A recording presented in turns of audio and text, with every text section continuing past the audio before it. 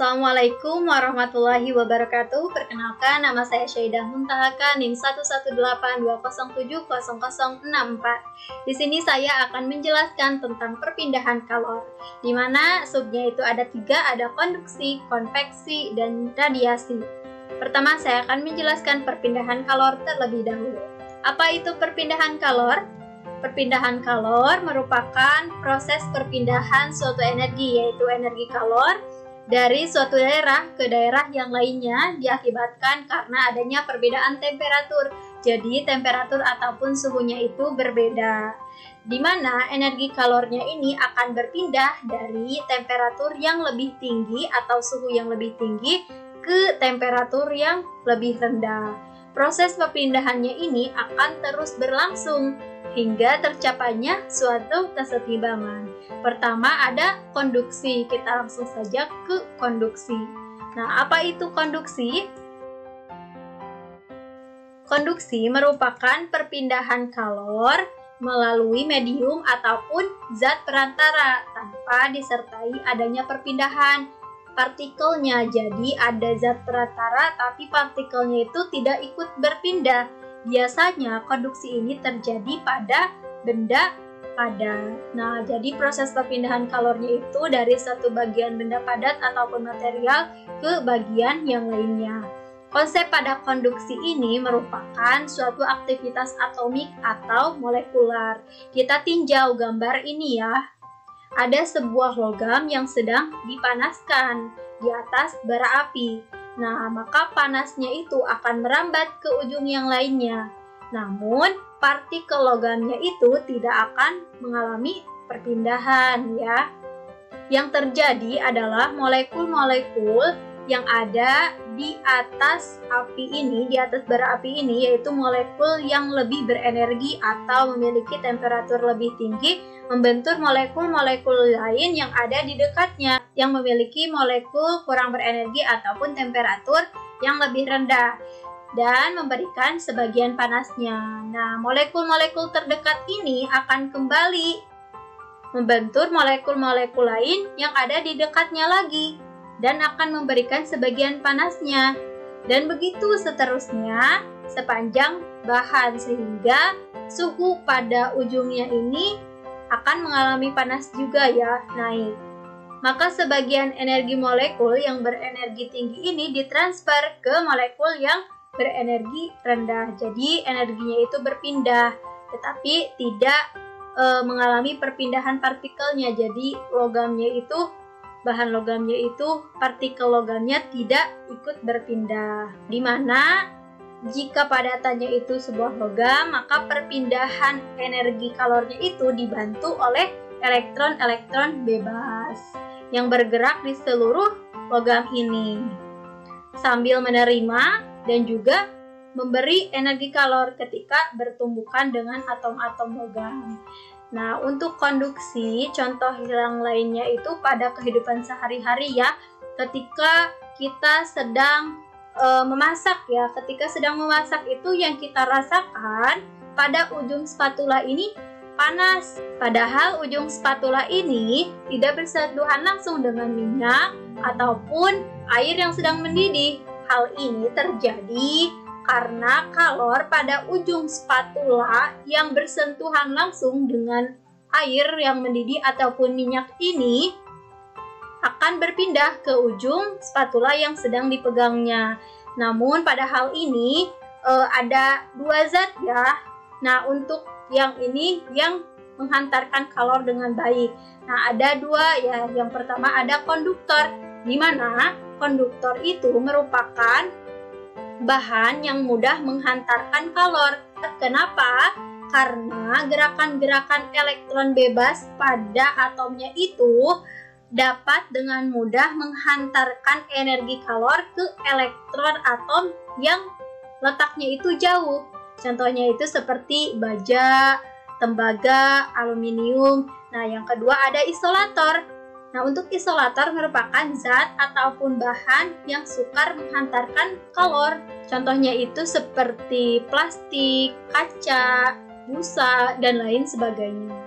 Dalam proses perpindahan kalor secara konduksi, terdapat laju hantaran kalor, di mana laju hantaran kalor ini menyatakan seberapa cepat kalor dihantarkan melalui suatu medium itu. Nah, terdapat besaran-besaran yang mempengaruhi dalam laju hantaran kalor yang dituliskan dengan persamaan ini, Q per T sama dengan Ka delta T per L, di mana Q merupakan kalor yang dipindahkan secara konduksi, satuannya itu Joule, T itu waktu, second, dan K itu konduktivitas terma, W per MK, A luas permukaan benda meter kuadrat, delta T perubahan suhu yaitu Kelvin, dan L panjang atau tebal benda, satuannya meter.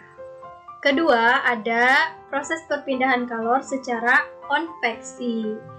Konveksi, apa itu konveksi? Konveksi merupakan perpindahan kalor melalui medium ataupun zat perantara disertai dengan perpindahan partikelnya. Jadi ada perantaranya dan juga partikelnya ikut berpindah. Nah, biasanya konveksi ini terjadi pada zat cair ataupun pada gas. Untuk konveksi alamiah itu pergerakan fluida yang terjadi akibat perbedaan massa jenis. Nah, contohnya seperti pada kehidupan sehari-hari ketika kita sedang memasak air ya, memasak air. Nah, bagian fluida yang menerima kalor ataupun panas yang sebelah bawah ini akan memuai dan massa jenisnya itu akan menjadi lebih kecil sehingga bergerak ke atas.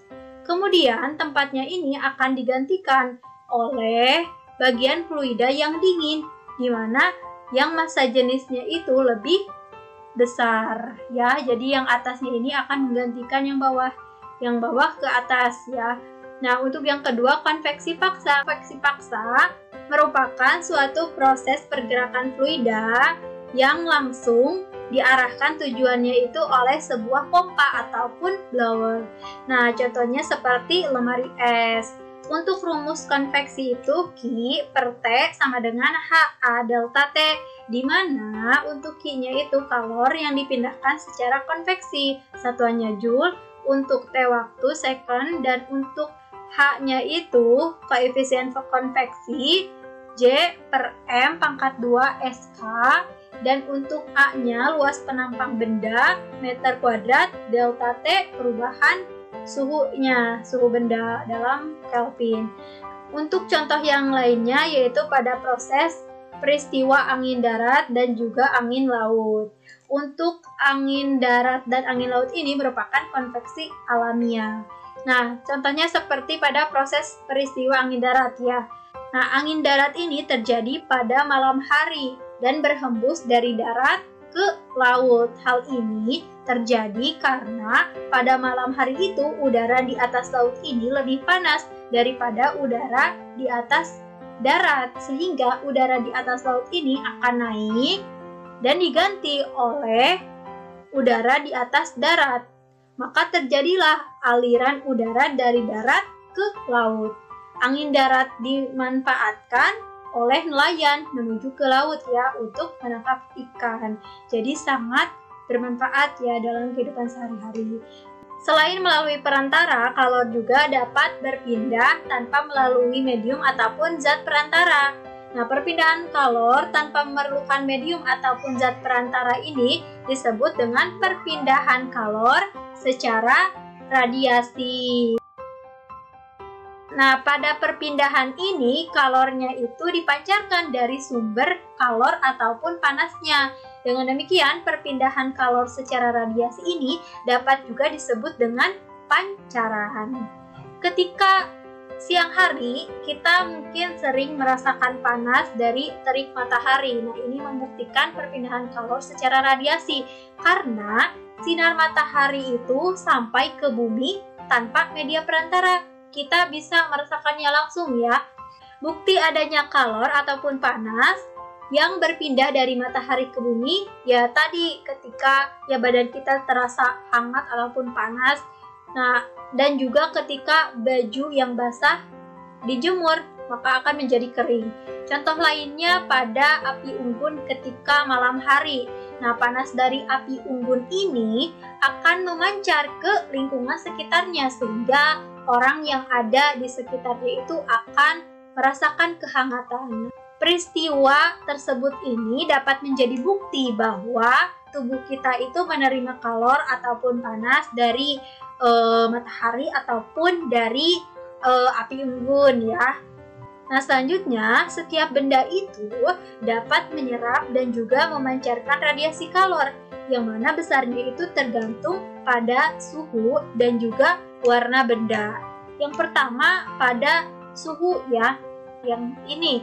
Semakin panas benda dibandingkan dengan panas lingkungan sekitarnya, maka semakin besar pula kalor yang diradiasikan ke lingkungannya.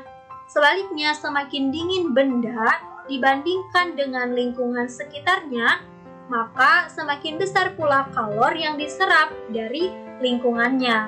Selanjutnya, pada warna ini ya, pada siang hari, apa yang dirasakan kita ketika kita memakai baju warna hitam dan juga warna putih?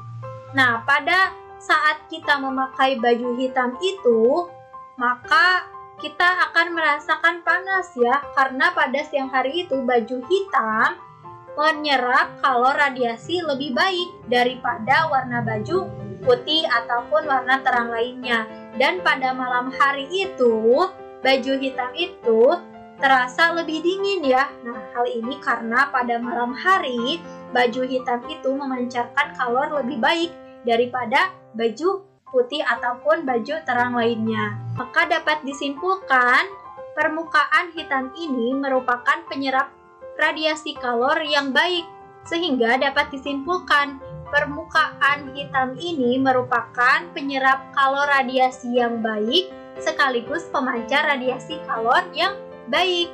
Dan permukaan yang putih ini merupakan penyerap kalor radiasi yang buruk dan juga pemancar radiasi kalor yang buruk. Hal ini juga diungkapkan oleh Stefan Boltzmann pada suatu hukum mengenai radiasi yang disebut sebagai hukum Stefan Boltzmann, yang berbunyi bahwa energi yang dipancarkan oleh suatu permukaan hitam dalam bentuk radiasi kalor tiap satuan waktu itu sebanding dengan luas permukaan dan juga sebanding dengan pangkat 4 dari suhu mutlak permukaannya.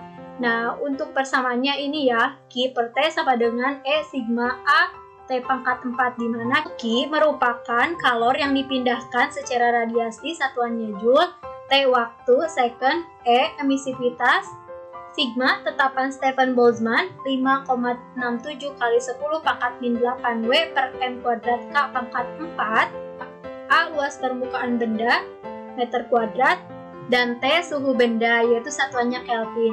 Nah, kita lihat di sini ada juga ya 3 langsung. Nah, ini yang api ini merupakan radiasi, ini merupakan konveksi ya, yang air tadi, dan yang ini merupakan konduksi tadi yang menjadi panas.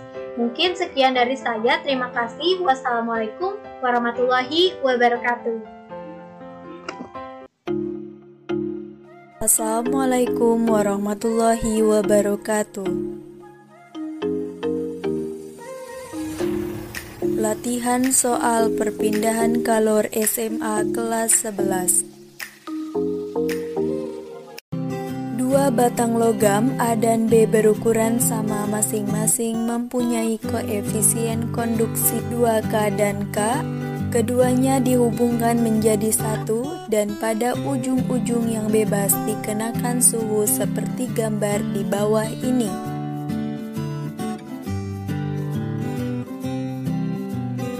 Suhu T pada sambungan batang logam A dan B adalah: diketahui koefisien konduksi logam A besarnya 2K, koefisien konduksi logam B besarnya K, luas permukaan logam A sama dengan luas permukaan logam B, panjang logam A sama dengan panjang logam B, suhu ujung logam A besarnya 210 derajat Celcius, suhu ujung logam B besarnya 30 derajat Celcius. Ditanyakan berapakah suhu T pada sambungan batang logam A dan B. Jawab, Laju perpindahan kalor secara konduksi rumusnya Q per T sama dengan Ka delta T per L. Untuk itu Q per TA sama dengan Q per TB. KAAA delta T per LA sama dengan KBAB delta T per LB. Karena dua batang logam A dan B berukuran sama sehingga luas permukaan dan panjang batang logam dihilangkan dari persamaan.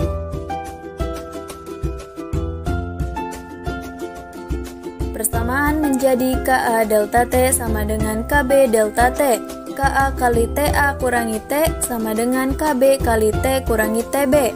2K kali 210 kurangi T sama dengan K kali T kurangi 30. 420 dikurangi 2T sama dengan T kurangi 30. 450 sama dengan 3T. Untuk itu nilai T-nya 450 per 3 sama dengan 150 derajat Celcius. Maka suhu T pada sambungan batang logam A dan B besarnya adalah 150 derajat Celcius.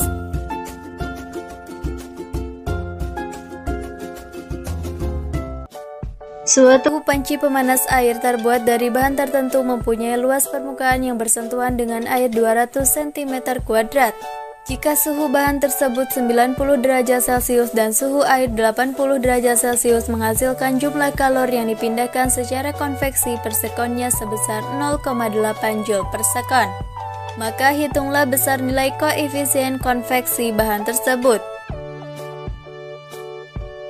Diketahui luas permukaan 200 cm² menjadi 0,02 meter kuadrat, delta T perubahan suhu 10 derajat Celcius menjadi 283 Kelvin, Q per T 0,8 Joule per sekon. Ditanyakan berapakah nilai koefisien konveksi pada bahan tersebut? Jawab, Q per T sama dengan HA delta T 0,8 sama dengan H kali 0,02 kali 283. 0,8 sama dengan 5,66 H. Untuk itu besar H sama dengan 0,8 per 5,66 sama dengan 0,14 Joule per meter kuadrat second Kelvin. Maka besar nilai koefisien konveksi bahan tersebut adalah 0,14 Joule per meter kuadrat second Kelvin.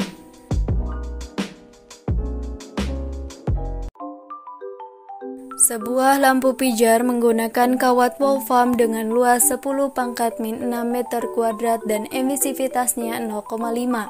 Bila bola lampu tersebut berpijar pada suhu 1000 Kelvin selama 5 second, hitunglah jumlah energi radiasi yang dipancarkan.